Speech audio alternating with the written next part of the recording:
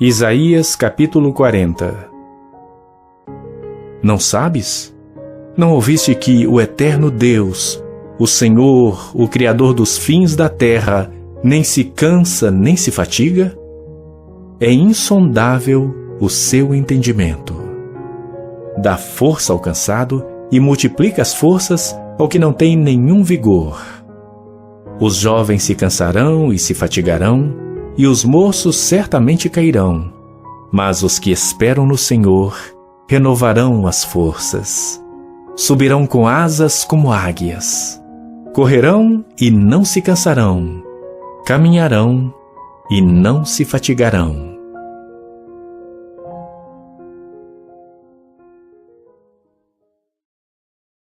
Deus, bendito seja o teu nome, exaltado seja o Senhor. Como é bom, Deus, podermos reconhecer quem o Senhor é. Como é bom, Deus, podermos perceber a sua grandeza, a sua majestade, a sua glória. Podermos perceber que o Senhor domina sobre tudo, sobre todos, e ainda assim, nada te é pesado demais. O Senhor é glorioso.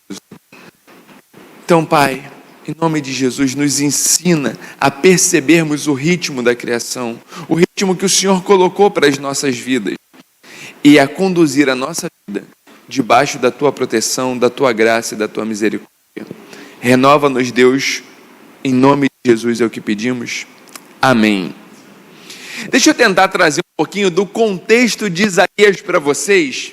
E o contexto aqui é o seguinte: eles estão escravos. Eles estão trabalhando a serviço para outros, recebendo açoites, maus tratos, indiferença como pagamento pelas suas obras.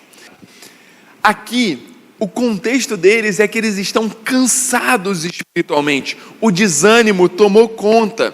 Aparentemente, eles se sentem abandonados por Deus, largados por Deus, à deriva. Aqui tem um profundo questionamento da identidade e das promessas do Senhor. Será que Deus ainda é o Deus da aliança? Será que Deus ainda se preocupa conosco? Será que Deus ainda olha para a nossa dor? Será que Deus ainda percebe a nossa aflição? A estrutura do texto aqui começa no versículo 28 com uma pergunta provocativa. Espera aí. Como vocês são capazes de ainda se questionarem? Espera aí, você não sabe quem é Deus. E é interessante que quando a gente passa por lutas, quando a gente passa por aflições, quando parece que a vida foge ao eixo, a tendência é a gente culpar a Deus. A tendência é a gente terceirizar as nossas responsabilidades e falar: será que Deus se esqueceu de nós? Sendo que muitas vezes somos nós que esquecemos seus princípios, somos nós que esquecemos a sua palavra, a sua orientação, e a gente tenta viver a vida conforme os nossos sentimentos, conforme as nossas vontades, conforme os nossos desejos, e quando vem as consequências das nossas atitudes, a gente fala: cadê Deus? Por que Deus? Até quando Deus? E aqui, Isaías, nesse salmo, nessa oração, nessa proclamação, ele devolve a pergunta. Você não sabe? Você não consegue perceber? E aí ele traz a revelação, no versículo 28, na parte B, da natureza do Senhor. Ele é eterno, Ele é glorioso, Ele é o Criador onisciente, Ele rege todas as coisas com as suas mãos. E aí, o final do 28, ele vai mostrar as características desse Deus. Ele não se cansa, ele não se fadiga. Você pode estar chegando no final do ano, cansado, desanimado, mas o nosso Deus é atemporal. O nosso Deus sustenta todas as coisas. E ele não se cansa, ele não se fadiga. Ele percebe e ele conhece cada fio do seu cabelo. Ele sabe das suas lutas. E ele não sabe apenas por ele ser onisciente. Ele sabe porque ele se encarnou, porque ele viveu entre nós, porque ele sentiu a nossa dor, porque ele foi empático em todas as coisas. Ou como diz Filipenses, mesmo sendo Deus, ele não usou com usurpação o ser igual a Deus. Ele se esvaziou. E aí, o salmista aqui, Isaías, toda oração é um salmo, tá, gente? Então, salmista não é porque é um salmo escrito, mas é porque é essa proclamação, essa poesia de Isaías.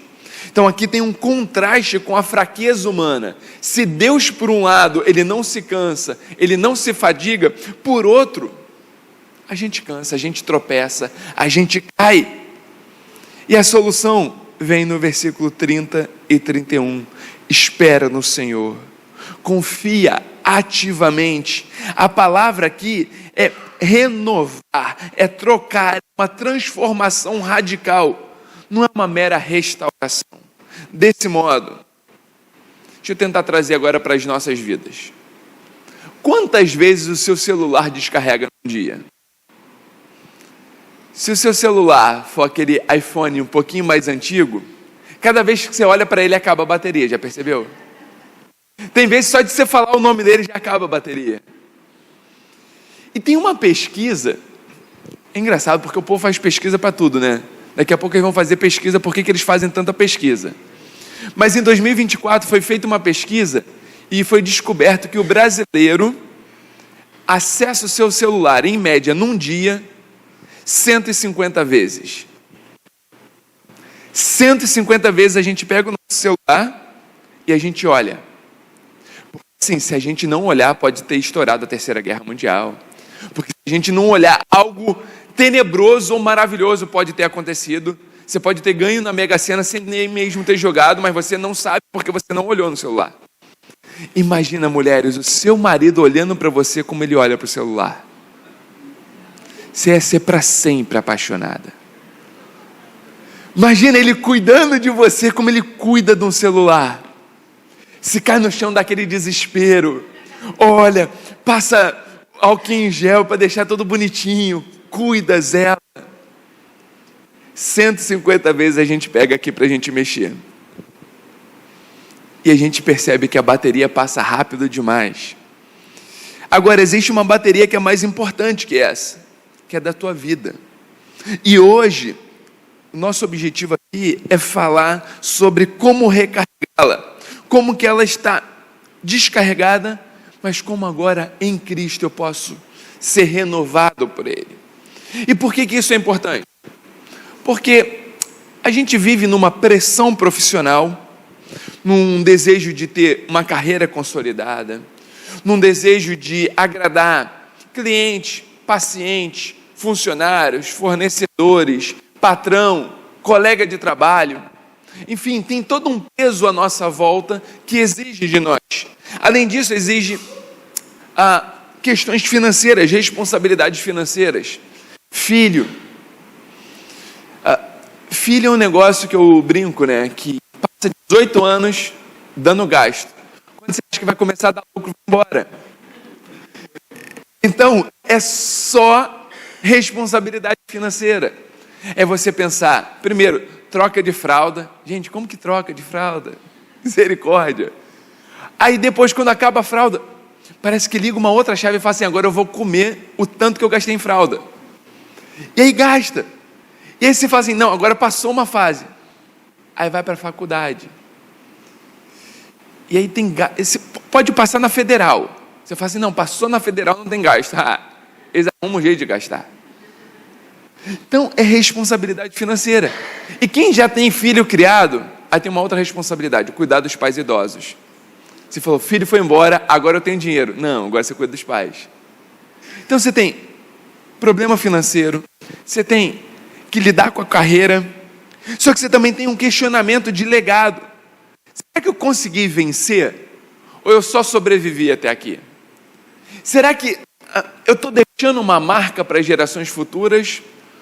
Ou eu estou chegando no final desse ano assim, no respirador, falando, misericórdia, que acaba logo.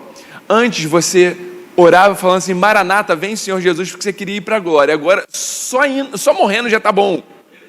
O cansaço já chegou a tal ponto, você fala assim, Maranata, vem, vamos lá, já deu o que tinha que dar. Esse é o cansaço. A sensação de sempre tem mais alguma coisinha para fazer. Você chega no final do dia, você voltou do trabalho, você fala assim, posso desligar o celular, posso fazer o que eu quiser, que tudo que eu precisava fazer foi feito. Você é aquele que chega sábado e domingo e fala assim, não tem que levar trabalho para casa. Trabalho fica no trabalho, aqui eu vou curtir presença com o filho, com a esposa, com o marido. Você é desse? Você é aquela pessoa que consegue tirar férias e nas férias consegue falar assim, trabalho? Que trabalho? Eu não sei se vocês viram um memezinho do Instagram, que a patroa liga para o funcionário e fala assim, ô fulano, você está de férias, mas a empresa não está de férias. Você fez o relatório, então você tem que explicar o relatório. Como assim você passou o dia inteiro com o celular desligado? Não, você precisa explicar para a gente o que está acontecendo. Você se identifica com esse tipo de vida? E aí você se pergunta, por que você está cansado? O Tim Keller, no livro O Significado do Casamento, ele vai falar que o cansaço é a doença espiritual mais comum do século 21. Não é um pecado óbvio, é um colapso silencioso. Sabe por quê? Porque, via de regra, quando tem alguma discussão familiar, os dois estão certos. Porque eles vão olhar e falar assim, não, eu estou trabalhando demais.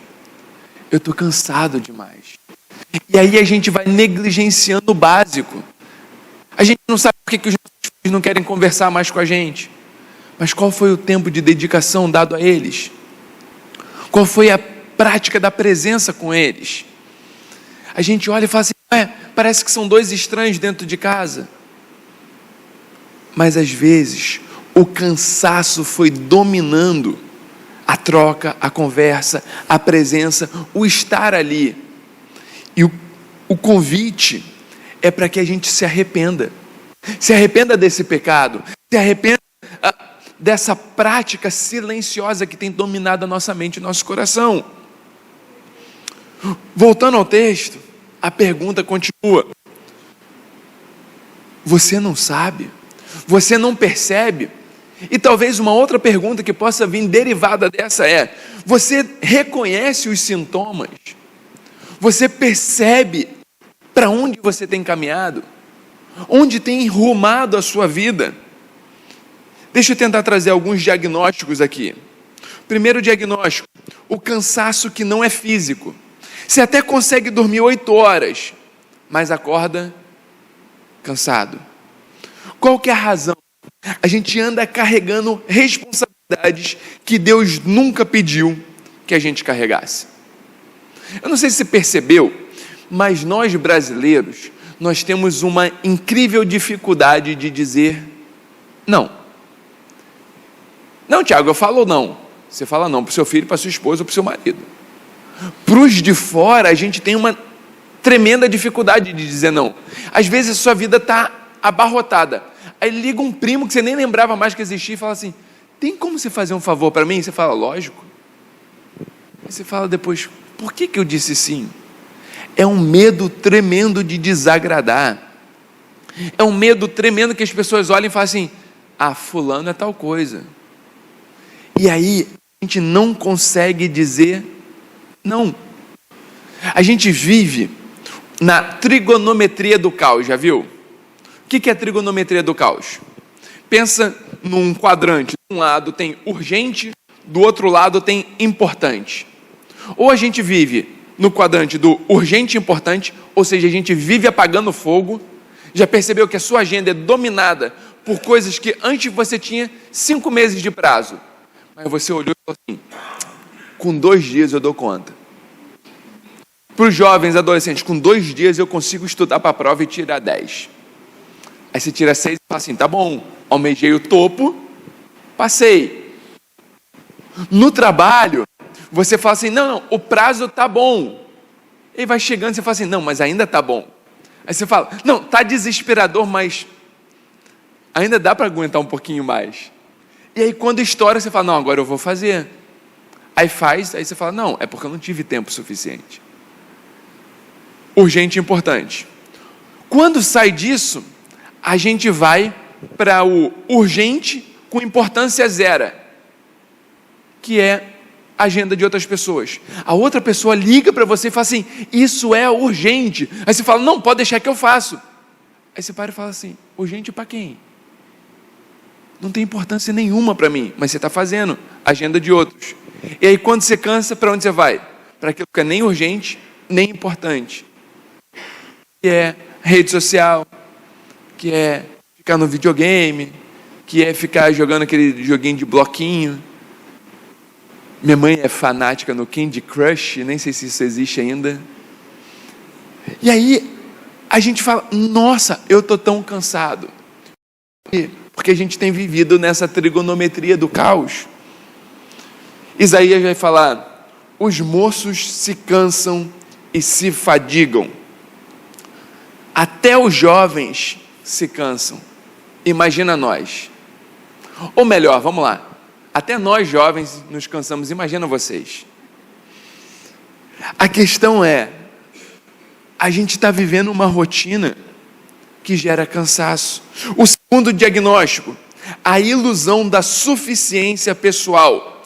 Na nossa cultura ocidental, você ou nós conseguimos fazer o que a gente quiser, porque a gente tem aquela frase dos coaches motivacionais que vão dizer assim, você pode, você consegue, tudo depende de você, basta você mentalizar, pensa positivo. Aí a gente vive nessa ilusão de uma suficiência, eu vou dar conta, eu sou responsável, só que o resultado é exaustão, culpa por não conseguir. E um teólogo anglicano chamado N.T. Wright, ele chama isso de o mito da autonomia. Acreditamos que podemos carregar tudo sozinho. E tem um terceiro diagnóstico, complicado também, que é o esperar sem entender. No versículo 30 e 31, a gente vê a chave, os que esperam no Senhor. A palavra hebraica, esperar, é uma espera ativa, é uma confiança naquilo que Deus está fazendo, mas eu não fico parado. Enquanto eu espero, eu tomo atitudes. Não é a passividade, é uma confiança que transforma a ação. Deixa eu tentar mostrar uma coisa para vocês, uma ilustração aqui que revela esse vilão da espera sem sentido. Eu espero e confio na minha própria força. Você com certeza já conheceu alguém que disse, ganhei tudo o que eu queria, mas eu perdi quem eu era. Alguém que descobriu que havia transformado a sua vida em uma maratona de conquistas vazias. A bateria da sua alma já estava vermelha há anos. E essa pessoa nem tinha parado para notar. Você conhece alguém assim? Talvez o maior perigo é se você não conhecer, provavelmente você é essa pessoa. A gente fica fazendo, e a gente sempre projeta a vida para as férias e para a aposentadoria. Ou pelo menos para o final de semana. Nós brasileiros, dá até um ciricutico quando chega sexta-feira. Sexta-feira todo mundo posta sextou, todo mundo fala, não, agora eu vou curtir e tal. E aí bate o desespero quando toca a música do Fantástico. Identificação total, né? Deu ruim, acabou o domingo. A gente sempre projeta a vida para o final de semana, para as férias, para a aposentadoria. Isso quer dizer que a maior parte da tua vida vai ser agonia. Deus abençoe. Porque você acha que só tem prazer no final de semana. Você acha que só vai ter alegria nas férias. Você acha que só vai ter descanso na aposentadoria. Fih, esquece, na aposentadoria você vai cuidar de neto, bisneto, trineto, tataraneto. Filho vai passar lá não é para pedir benção. Filho vai passar lá para entregar a mercadoria e falar, fui, eu vou aproveitar. A gente precisa perceber o cuidado de Deus no dia a dia. Isaías vai falar: Deus não se cansa. Ele começa com essa pergunta provocativa: você não sabe, você não ouve? Mas aí ele revela 3 atributos divinos que mudam tudo. Primeiro, Deus é eterno. Ele não está preso ao tempo como eu e você. A sua energia não depende de recursos limitados. Aqui tem um convite especial de Deus. Se ligue, se conecte com aquele que é eterno. Se você está em comunhão com o eterno, você acessa algo que é além do temporal. Ele é capaz de renovar suas forças. Não é indo para um spa que você renova. Pode até ser gostoso um tempo ali, mas a rotina vai te dominar rapidinho. Você pode até sair para uma viagem, mas quando você voltar, se você não resolve o caos, ele te engole instantaneamente. Isaías vai falar: Deus criou os confins da terra. O mesmo que sustenta as galáxias, também sustenta o seu próximo respiro. E é por isso que C.S. Lewis vai dizer: você é um ser de importância cósmica, porque o Criador do cosmos cuida de você. O Deus do universo resolveu se importar comigo e com você. Isso não quer dizer que a gente é espetacular. Isso quer dizer que a gente é agraciado. E se a gente é agraciado, a gente tem que desfrutar dessa graça que nos foi dada. A gente precisa estar em conexão com Ele, porque dele vem a vida, dele vem o respiro, dele vem o renovo. Ele vai dizer: ele não se cansa, não se fatiga, é inescrutável a sua inteligência. Aqui é um contraste radical. Você se cansa, ele não. Mas aqui também tem um pulo do gato. Isso não é para você se sentir pequeno, mas é para você aprender a confiar.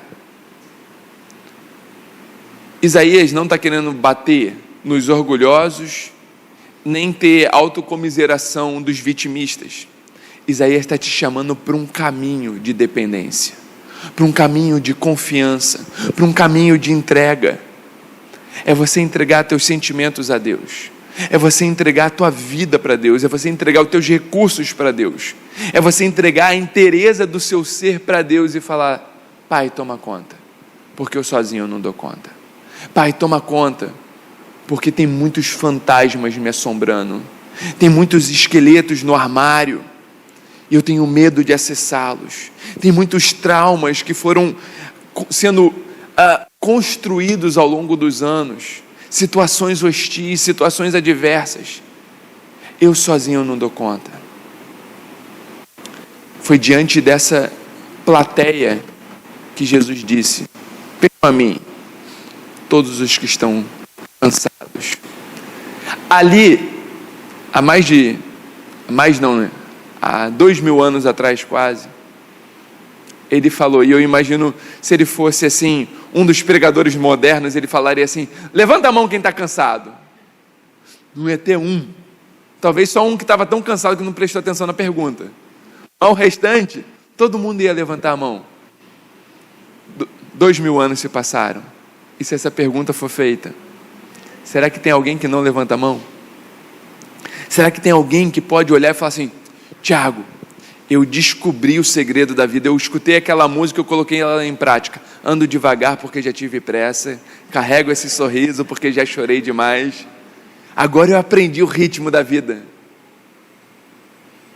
Se aprendeu, por favor, faz um workshop que a gente vai participar. Agora, não vale ser aquele pessoal que vende o curso daquilo que não vive. A questão é, como que eu tenho lidado com a vida? Deixa eu tentar trazer uma outra ilustração aqui. Imagina que você se encontra perdido numa trilha e de repente encontra um rapaz caminhando. Fica tranquilo, não é o Pablo Marçal, você não vai ficar perdido, tá? É um outro rapaz. Você pede orientação para ele e esse homem te convida para segui-lo. No começo, você está meio desconfiado e você pergunta: você sabe o caminho?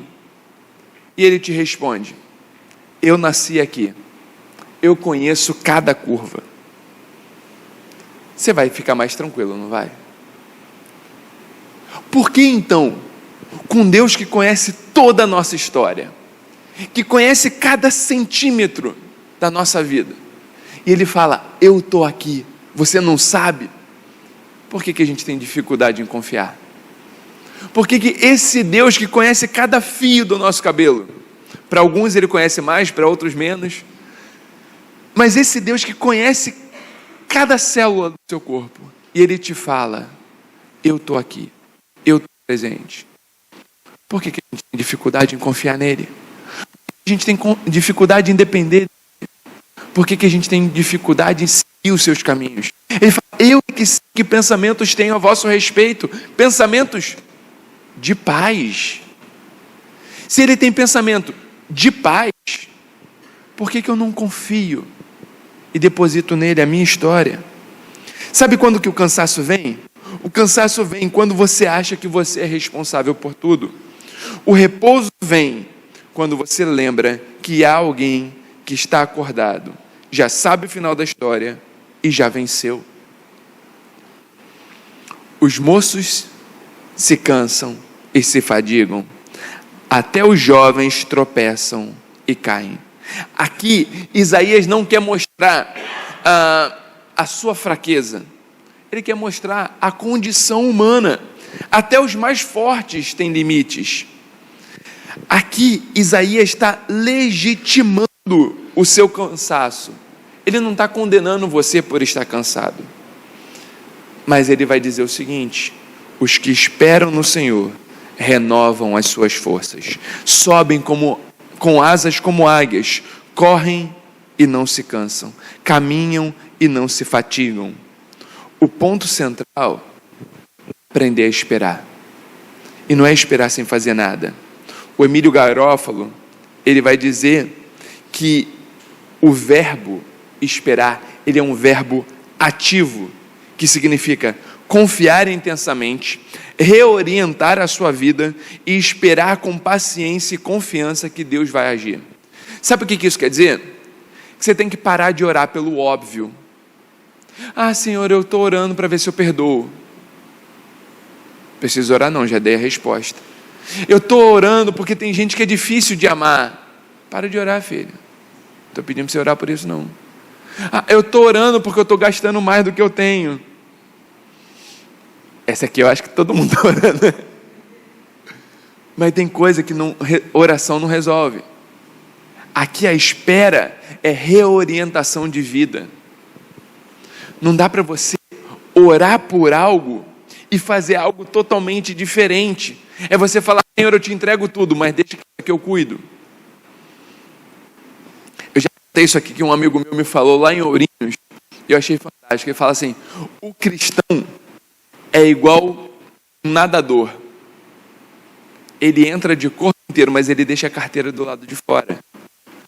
Às vezes, a gente quer falar assim, Senhor, toque em todas as áreas. Ele vai falar assim, quero começar pelas finanças. Você fala, Senhor, aí não dá. A espera aqui é reorientar a vida, é confiar intensamente. Deus, está tudo aqui nas tuas mãos. O meu coração está nas tuas mãos. Eu gostaria de fazer tudo diferente, mas eu sei que a sua vontade é boa, perfeita e agradável. Então eu condiciono meus pensamentos, eu condiciono os meus sentimentos e eu condiciono as minhas atitudes para o Senhor, para que não seja feito o que eu quero, mas o que o Senhor quer. Deus agirá. Tem 3 promessas de recarregamento. Primeiro, eles renovam as suas forças. Não é mera restauração, é transformação. É como passar de bateria de 10% para 100%, de forma contínua. E tem um mecanismo, uma vida reorientada para Deus como centro. Então, se o primeiro passo é renovar suas forças, essa renovação começa quando você se reconecta na bateria que é Deus. Coloca Ele como centro. Coloca Ele como o orientador da sua vida. Segundo, sobem com asas como águias. Ou seja, sai da lama, sai da rotina, sai da pressão do chão. Cria uma perspectiva elevada. Você enxerga a vida diferente quando você vê de cima. A força renovada para a perspectiva renovada. Mas isso aqui não tem nada a ver com autoajuda, não tem nada a ver com protagonismo da sua vida. Tem a ver com reorientação da sua mente. Porque agora a perspectiva elevada não é: meu cartão de crédito aumentou o limite, ganhei uma promoção no meu trabalho.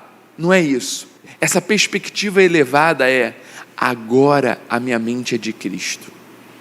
Agora a minha prioridade é o reino dos céus. Eu não vivo a vida em busca de crescimento material. Eu vivo a vida em busca de proclamação do reino. Porque quando isso acontece e Cristo passa a ser o centro da minha vida, eu olho para o meu casamento de forma diferente, eu olho para a criação dos meus filhos de forma diferente, eu olho para o meu trabalho de forma diferente, eu olho para as minhas relações de forma diferente. Não é para me satisfazer, é para a honra e glória dele. E a terceira promessa: correm e não se cansam, caminham e não se fatigam. Atividade sustentada não é repouso eterno, é ação sem esgotamento. A vida continua, mas agora com energia renovada. Quero contar para vocês uma história, e essa vai ser a última história, tá? Lá em Sorocaba, eu conheci uma senhora. Na época ela tinha 72 anos. Eu já estou longe de Sorocaba, deve ter uns 14 anos. Ela tinha 72 anos. Minha esposa dava aula para ela de inglês, e nos intervalos da aula a gente conversava, a gente batia um papo.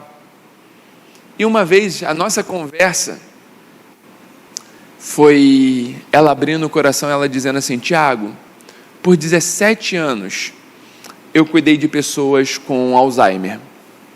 10 anos foi o meu pai. Quando meu pai faleceu, meu marido começou. Então há 17 anos que eu cuido.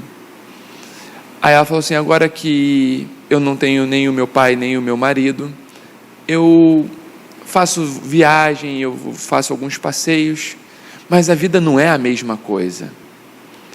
Aí ela parou e ela falou assim: um dia eu vou revê-los? Eu falei: essa é a esperança cristã. Mas eu vi que alguma coisa ainda estava incomodando. Ela pegou e falou assim: a gente vai se reconhecer? A gente vai poder conversar novamente? Eu falei assim: se a gente não tiver lembrança, o sacrifício de Cristo foi em vão. A gente vai estar numa eternidade sem saber por que a gente está lá. Sim, a gente vai reconhecer. Sim, a vida será restaurada. E sim, a gente vai poder lembrar da graça, da glória e do poder de Deus. Ela começou a chorar. Ela falou assim: então valeu a pena. Esperança renovada não é que agora você tem férias eternas. Esperança renovada é que agora você sabe da redenção de todas as coisas. Você sabe que novos céus e nova terra virão. O tabernáculo de Deus descerá. Ele habitará conosco. Nós veremos a sua face. O mar não vai existir. Ou seja, não haverá mais separação. E os reis da terra levarão ao Senhor o seu tesouro. Ou seja, a vida que você está construindo aqui é o tesouro que você vai ofertar para o Senhor. Que ele seja rico em glória, que ele seja brilhante, feito em ouro. Para a gente terminar então, recarregar a bateria é um processo, não é um evento.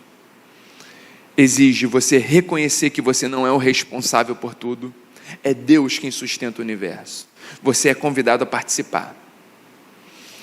O pastor, meu professor, o Michael Gorin, no livro A Luz para as Nações, ele vai dizer: o cristão trabalha descansando em Deus. Não descansa porque não consegue trabalhar.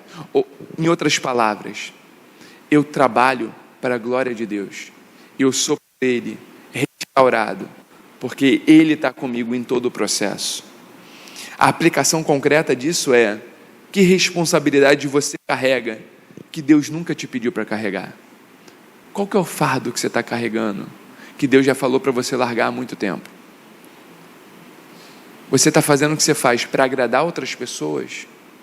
Ou porque Deus te mandou fazer? Você carrega o peso da mágoa, do pecado, da falta de perdão, do rancor? Deus já te mandou largar disso. Você carrega uma vida dupla? Deus já mandou você abandonar isso.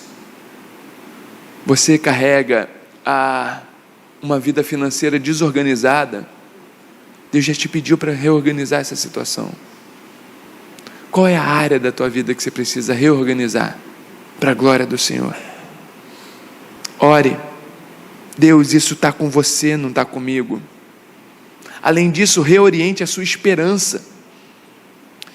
Ao invés de eu espero na minha inteligência, no meu dinheiro, no meu esforço, eu espero no Deus eterno, Criador, que não se cansa. Isso não significa que você vai parar de trabalhar. Ninguém vai sair daqui falando assim: nossa, o pastor Tiago trouxe uma palavra abençoadora. A partir de agora, vou viver de renda passiva. Não faço mais nada. Agora só cai dinheiro. Como ele vai fazer isso? Não sei. É o Deus eterno. Ele há de fazer uma herança surgir. A questão não é essa. Significa parar de trabalhar a partir do repouso, não do pânico. É você trabalhar sabendo que Deus está te sustentando e não no desespero do caos. Uma decisão importante que você está adiando, toma ela diante de Deus. Ore sobre ela esperando em Deus, não na certeza do resultado, mas na certeza da presença do Senhor. Meus irmãos, sabe o que eu acho maravilhoso em Jesus? É que nessa poesia doxológica que Paulo faz, lá em Filipenses 2, que Jesus, mesmo sendo Deus, não usou com usurpação o ser igual a Deus. Perceba os verbos. O verbo aqui é sempre Jesus ativo. Ele mesmo sendo Deus, não usou com usurpação ser igual a Deus, ele se esvaziou, ele assume a forma de servo, ele vai para a morte e morte de cruz. Só que agora o verbo vai para a passiva. Não é Jesus que toma atitude. A Bíblia fala assim: mas Deus o elevou e deu a ele um nome que está acima de todo nome, para que todos os joelhos se dobrem nos céus, na terra, e toda língua confesse que Ele é o Senhor. Perceba, Ele fez o que fez sem esperar resultados. Ele fez o que fez na confiança plena do Pai. Talvez você só não está tomando atitudes porque você ainda não conseguiu confiar plenamente no Pai. E o convite para o renovo é: confia. Ainda que o processo seja doloroso, confia, porque Ele sabe o que é melhor para a sua caminhada. Amém? Vamos orar? Senhor, nos ensina a confiar, nos ensina a depender, nos ensina a entregar tudo a Ti. O Senhor é o Senhor absoluto de todas as coisas. A Ti a honra, a glória, o poder. A Ti o domínio pelo século dos séculos. A nossa vida está nas Tuas mãos. E como diz a Tua palavra, ainda que eu passe pelo vale, o Senhor vai estar comigo. É o Senhor quem nos consola e nos orienta. Então Deus nos ensina a depender do Senhor. Em nome de Jesus. Amém.